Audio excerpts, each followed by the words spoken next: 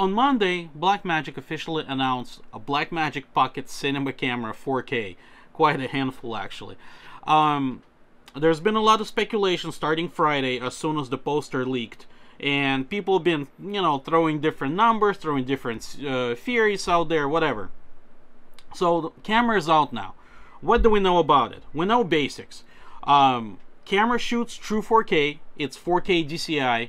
It's actually 496 by 2160 pixels. What's cool about it, that a lot of cameras right now on the market claim to be 4K cameras, but they only do UHD. It's like 3840 or something like that. Difference is little, but, you know, UHD, it's not the same as 4K. So we have true 4K sensor, we have 13 stops dynamic range, and Blackmagic kind of provided this a little bit funky looking website. I mean the chart, and you can check it out on my website. I provided explanation how you really kind of work with the numbers. It's a little bit funky, but Blackmagic claims the usable ISO gonna be all the way up to 25,000. I personally not sure about that kind of number. I mean, it's a very big number even for still DSLRs. 25,000 ISO sounds a little bit crazy.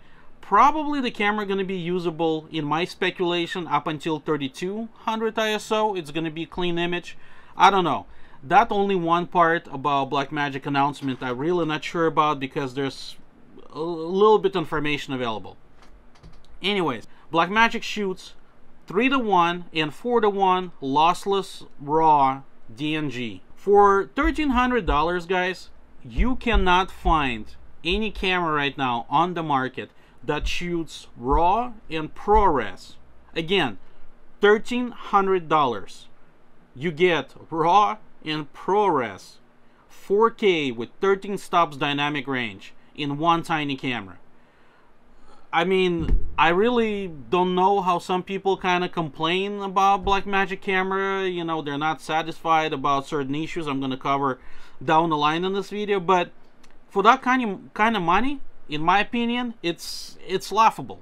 I mean, $1,300, you get camera that shoots 4K, and you get free studio version of DaVinci Resolve that now editing, color grading, audio editing, and visual effects. So you get four full programs actually in one for free with this camera, which is, if you think about it, $299 the license. So pretty much Blackmagic Pocket 4K is really $1,000 right now. So just to put it in perspective, in my article that I wrote, and you're gonna see the link down below, I compared, for example, Panasonic EVA. Okay, so Panasonic EVA inside the camera shoots 10-bit 422, which is pretty cool, but Panasonic EVA cost $7,000. Guys, $7,000, you only get 10-bit 422 inside the camera. Think about it. That's a $7,000 price, and it doesn't come with any software. You basically get just a bare camera. Blackmagic, on the other hand, $1,300, you get full-blown software, and you get camera that's capable of shooting RAW and 12-bit cinema DNG. So we're talking about ProRes 10-bit and DNG 12-bit for $1,000. This is absolutely ridiculous in my opinion. Just based on these numbers, it's no-brainer to pre-order this camera. I'm expecting thousands, probably millions of people going to be pre-ordering this camera, because with that kind of specs, there is no camera right now on the market that can currently beat this kind of specs. I mean, it's absolutely ridiculous. Let's talk about media.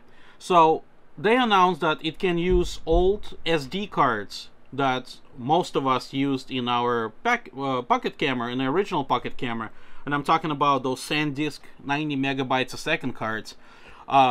So those cards going to be able to record 1080p on the new 4K Pocket, which I think is amazing. That way, if you're a little bit on the budget or whatnot, and if you, let's say, spend your last money on the camera, you don't really have to go immediately and buy a new SD card. You can utilize your current SD card and just record in 1080p. I personally think it's a pretty sweet deal. considering, you know, if you just want to give a camera a spin until your next paycheck or whatnot. So keep that in mind. I think that's pretty awesome. Also, it records on the CFast cards, which was kind of expected because, you know, shooting raw 12-bit at 4K, that's a little bit of information plowing through your card. So that's another cool thing. CF cards right now, a little bit expensive. Maybe, let's hope, in about 6 months to a year, maybe they're gonna start dropping a little bit in price, but whatever. We never know how the market's gonna be. Another cool thing about Blackmagic Pocket Camera, you can actually record it through USB-C to external hard drive.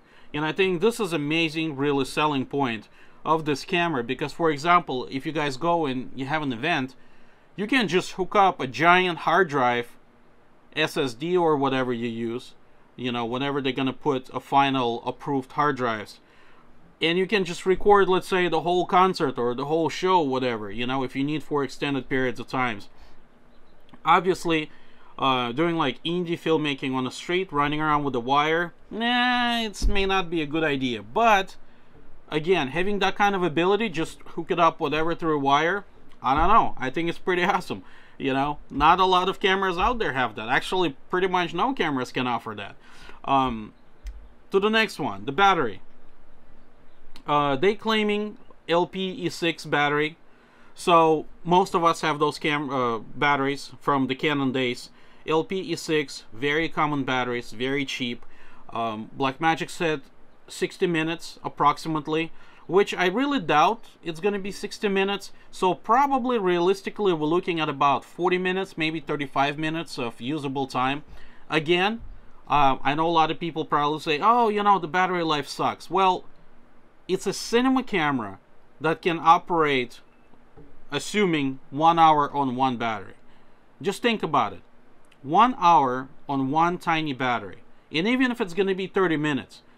This is amazing, guys. I mean, you go, if you need to be sneaky in a supermarket or something like that to film something. With the original Blackmagic camera, I was using one Sweetronics battery, P90. And I was able to get like 12 or 13 hours in one charge powering the camera. So, you know, there's lots of options out there. Again, I honestly think it's amazing that we can even have the battery inside the camera and sort of have a little bit of time. Because not always, most of us carry, you know, a big cinema packages, let's say, if you want to record some stock footage. So having the ability to just pop a couple batteries and put a couple batteries in the pocket and have, let's say, 2 hours, 3 hours of not carrying anything, I think that's a sweet deal, in my opinion. Another amazing thing, baking lots in your video. Let's say you work as a news reporter or something like that and you don't really have time, you know, color grading and all that. Now you can bake LUT into your footage, which is another amazing thing. Let's say if you practice a little bit somewhere, you record a little stock footage, you make your own LUT really quick, you save that LUT in camera, so next time you go to shoot an event or whatnot, instead of thinking about long process how you color grade it later, just bake that LUT in the camera. I think also it's amazing. I personally probably would not be using it because I'm a colorist myself and I always, you know, approach with the different methods how to color grade stuff. But that's an extra perk that many cameras don't have. I mean, we're talking about a $1,300 camera that stacks up at this moment against big guys like ARRI Alexa and Red Dragon. How much does the Red Dragon cost? $20,000? Alexa what? $30,000, $35,000? And we have this $1,000 camera that actually, despite, I mean, the crop factor is pretty big again on this camera. But other than that, that's a very capable camera that can shoot, based on the specs, same quality video like we're talking about $20,000, $30,000 camera. So to me, it's absolutely no-brainer. Now let's talk about some of the complainers. People complain that this camera doesn't have autofocus.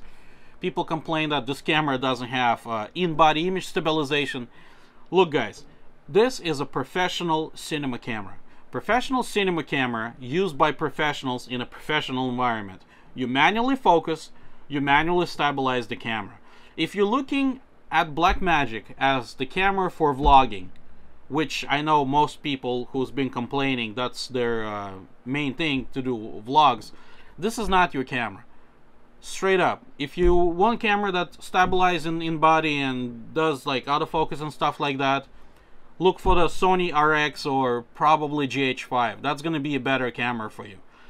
Blackmagic is designed for film professionals that approach filmmaking, manual lenses, you know, monitoring on set, professional formats, down the pipe, you know, you do color grading, you do editing. It's a little bit different camera, guys. If you just going to put, let's say, Blackmagic camera on the tripod and you're going to record yourself, then it might be a good choice for you. If you're, let's say, going to be using it like Casey Neistat, riding a boosted board somewhere through New York, then you probably want to think about it, because after you put certain things on the Blackmagic pocket camera, it's still going to be a little bit bulky.